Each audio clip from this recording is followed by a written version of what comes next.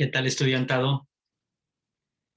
Bienvenidos al Instituto Frontera, a la prepa en línea, a la materia Principios de Administración. Soy el maestro Genaro López y estamos aquí para continuar hablando acerca de este fascinante tema que es la administración. Sin lugar a dudas, una parte científica, una parte artística, una disciplina y un desarrollo y progreso para la civilidad, para la economía, para la industria, para la tecnología. Sin lugar a dudas, la administración ha sido uno de los descubrimientos o una de las disciplinas que nos ha llevado a un mejor desarrollo. El día de hoy vamos a platicar acerca de las características de la administración. Vamos a ver, bueno, las teorías son muy variadas. Hay para teóricos que tienen 6 características, para otros tienen 7, 8, 9, 10, etcétera, ¿no? En realidad nosotros vamos a ver aquí 7 como están en este cuadro, y voy a presentarles 2 más al final, y una de ellas como el tipo de administraciones que hay. Eso es lo que vamos a ver en el video del día de hoy. Bien, las características fundamentales o básicas que tiene la administración. La primera es que es universal, es decir, cuando vamos a la universidad, que también la palabra universidad tiene que ver con universal, es muy importante entender que allí hay una administración educativa, hay una gestión educativa y hay un proceso, un método, un sistema. Eso es la administración. Entonces, la organización puede llamarse del Estado o del ejército, las empresas, las iglesias, la familia. Es decir, tiene un concepto muy fuerte sobre las estructuras, sobre las instituciones, sobre los grupos, sobre los sindicatos, sobre empresas, sobre gobiernos. Es decir, la administración tiene un área de toda multifacética. Es súper dinámico el concepto, así es que cabe en toda acción social, en toda acción académica, en toda acción eclesiástica. Todo lo que requiera procesos, todo lo que requiera una metodología, ya sea la medicina a través de, o la psicología a través de una terapia, ya sea la impartición de una doctrina por la religión, la impartición de una materia por la educación, o sencillamente el manejo de los recursos naturales o los recursos económicos, financieros o humanos que puede tener una empresa, pues son parte de la administración. Entonces, en ese sentido le llamamos universalidad como característica de la administración. La otra es que tiene una forma de especialización. La administración tiene características propias en cada área y es inconfundible. O sea, no podemos confundir la administración con las matemáticas, aunque las matemáticas para impartirse y las matemáticas en sí para entenderse llevan un proceso. No confundimos los números con la administración, pero sí podemos darnos cuenta en la dispensación, cómo dispensamos el aprendizaje con los números, y eso es la administración. Entonces, otras ciencias se pueden confundir. A lo mejor la psicología tiene una vinculación tan fuerte con la sociología que se puede perder la idea.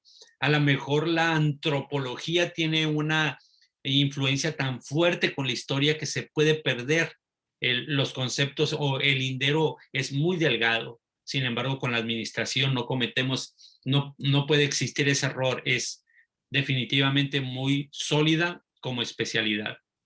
Y la otra característica que tenemos es la unidad temporal.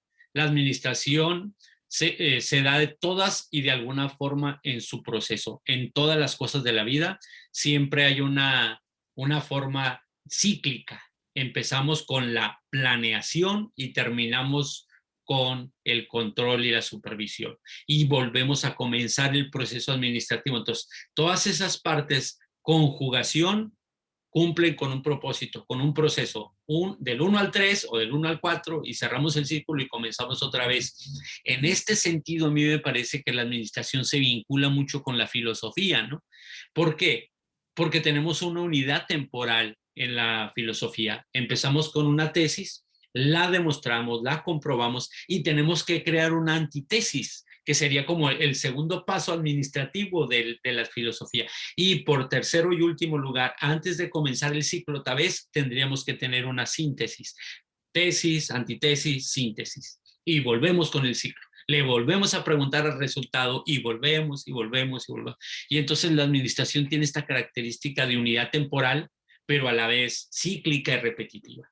Y tenemos una unidad jerárquica también en la administración. Siempre hay que respetar los niveles de autoridad, el orden establecido, cómo se ha organizado, cómo se ha jerarquizado, quién tiene la responsabilidad de qué, quién tiene el derecho de qué, etcétera. Entonces, realmente vincula muchas áreas de trabajo, la logística, obviamente lo que incluye eso, entregas, inventarios, lo que incluye la administración como tal, como compras, ventas, dirección, o lo que incluye la contabilidad, lo que incluye el recurso humano en el área de recursos humanos, etcétera, ¿no? Las finanzas, la economía, todo esto es jerarquizado, pues lo podemos dividir en un organigrama, pero tiene una unidad en cada uno de ellos y vincular todos esos, unirlos, esa es parte del secreto y de la sabiduría que la ciencia administrativa nos imparte. Luego también tenemos el valor instrumental, es decir, es una forma metódica o mecánica o instrumental para llegar a un propósito, llegar a una finalidad, ya sea una empresa pública, privada, sea una familia, sea una escuela, incluso si es la construcción de un vehículo, si es el armar un vehículo, requiere un proceso instrumental, es decir, pasos, procesos prácticos mediante el cual se busca determinadas cosas para llegar a un resultado. Entonces, paso a paso, formando un gran objetivo. Lo podríamos vincular con la teoría de sistemas. Un sistema organigrama, pues el sistema para el vehículo sería el sistema de frenos, el sistema de enfriamiento, el sistema de encendido, el cuerpo, la carrocería, el sistema de frenos, el sistema hidráulico, etcétera. Todo esto forma un vehículo. Así como estoy explicándolo en un vehículo, pasa también en la administración. Volvemos a la idea de la jerarquización o de la unidad temporal que tenemos, ¿no? En la administración, todas las áreas de trabajo, toda la división de trabajo, recursos humanos, administración, dirección, finanzas, logística, contabilidad, etcétera, todos se juntan para hacer un valor instrumental, pero todos tienen algo mecánico para realizarlo y se busca todos ellos juntos a llegar a un propósito. Pero a la vez, aparte de que es instrumental y que parece mecanicista, tiene un lado flexible, es decir, tiene un lado dinámico, un lado que se produce movimiento, como si la administración tuviese vida propia, como si fuera un organismo, como si fuera algo biológico, algo biótico, ¿no? Entonces, en este sentido, la administración se adapta a las necesidades particulares de la organización. Es como si, digamos que la disciplina administrativa es algo inteligente. Tal vez en una parte del país o en una parte de la ciudad, la administración se lleva a cabo de cierta manera por las condiciones ambientales, por las condiciones fiscales, por las cualidades económicas o financieras, por el recurso humano, por el clima, etcétera. Y en otra parte es totalmente diferente. Entonces, ciertamente los principios se establecen como verdades absolutas o verdades universales, pero a la vez tiene una flexibilidad, no se aplican de la misma manera o en la forma práctica, en la forma práctica o pragmática tienen sus variaciones. Esas son características muy básicas de la administración. Tenemos otras dos, la amplitud de ejercicios, que la forma como los subsistemas o los niveles de autoridad tienen una formalidad, pero es tan amplia la formalidad y el ejercicio de cada una de ellas que vincularlas cuesta mucho trabajo, por eso hay dirección, ¿no? Porque hay que organizar todos los grupos y direccionarlos. Entonces, los niveles o los subsistemas de una organización requieren un carácter formal. pero a la vez flexible, como lo vimos en el punto anterior. Y una característica más, la interdisciplinariedad. La administración se apoya de las ciencias sociales y de las ciencias humanas y es a fin de todas estas ciencias y técnicas se relacionen eficazmente con el trabajo. Imagínense que una persona se enferme. Entonces, tienes que venir enfermo. ¿Cómo que vas a venir enfermo? Hay alguien que tiene que decir, no, no puede venir la persona enferma. Entonces, en derechos humanos, tendría un problema con la empresa. Entonces, ¿qué hace el área de recursos humanos? Pues se preocupa por el trabajador, que vaya con el médico, que tome sus medicamentos, está al tanto de él. Si tienen algún problema emocional, se trabaja desde allí. Si tienen un problema de la relación empleado-empleador, pues desde esta área se trabaja. Entonces, pensemos desde el lado de la economía, ¿no? Tiene que tener una tarjeta para que le depositen su nómina, tiene derecho a vacaciones. Entonces, el derecho humano, el derecho laboral, pues, el derecho laboral entra aquí, entra la cuestión financiera, la cuestión económica, la cuestión de disciplina. Entonces, hay tantas disciplinas mezcladas, pues podemos decir que todas en las ciencias sociales, ¿no? Por algo vendemos, por algo compramos, por algo conservamos, por algo almacenamos, por algo distribuimos, por algo ofrecemos un servicio. Todas esas cosas tienen una razón antropológica, historia del ser humano. No nomás fue porque, a mí se me ocurre inventar algo. Lo inventamos porque hay una necesidad y si no existe la necesidad, creamos la necesidad. Y en eso nos ayuda el departamento de mercadotecnia, que es la psicología de mercados. Entonces, poco a poco vamos descubriendo, vamos entendiendo que la administración no solo es universal, sino que también es interdisciplinaria. Y por último, y no menos importante, está el valor instrumental que les explicaba, que nos ayuda a lograr eficientemente los objetivos establecidos. Y una característica, pero a la vez, esta característica muestra modelos administrativos. Yo menciono tres aquí: la administración pública, la administración privada y la administración mixta. ¿Qué sería una administración pública? Pues las de gobierno, una institución de gobierno, pero a la vez hay privadas. Por ejemplo, un supermercado podría ser una privada.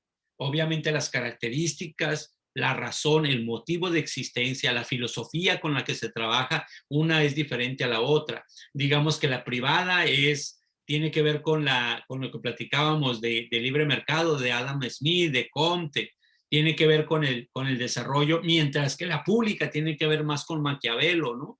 Y la mixta, pues podríamos decir tal vez que una institución internacional, una organización gubernamental, no de un país como las Naciones Unidas, la UNESCO, el Banco Mundial, el Fondo Monetario Internacional, digamos que de alguna manera sean mixtas, son privadas, pero trabajan con las públicas. Entonces tenemos este bagaje de administración entre muchas. Por ejemplo, una pública, por ejemplo, que es la educación, Secretaría de Educación Pública en México se llama así, en Sudamérica se llaman secretarías de enseñanza o cámaras de enseñanza, etcétera, pero tienen unas variables. ¿Qué es la variable? Que cada una de ellas tiene un sector especializado. No es lo mismo que yo diga, la Comisión Federal de Electricidad, esa tiene una administración, pero sus principios, sus parámetros, su filosofía es muy diferente a la Secretaría de Educación o la Secretaría de Trabajo o la Secretaría de Economía. Son empresas públicas que se administran de manera diferente. Todas pertenecen a una forma de administración, la pública, pero se administran de diferente manera, en particular con valores, principios diferentes. La privada, obviamente lo mismo, qué vende, qué compra, qué servicio ofrece, cómo vamos a administrarla. Y aunque vuelvo y repito, los principios universales de la administración son inconmovibles, sí la aplicación, sí la práctica y sí la filosofía es variable. Pues hasta aquí la clase del día de hoy. Agradezco la atención y espero que continuemos en la próxima clase para hablar acerca de los procesos de la administración. Los espero, las espero. Muchas gracias y estamos en contacto. Hasta luego.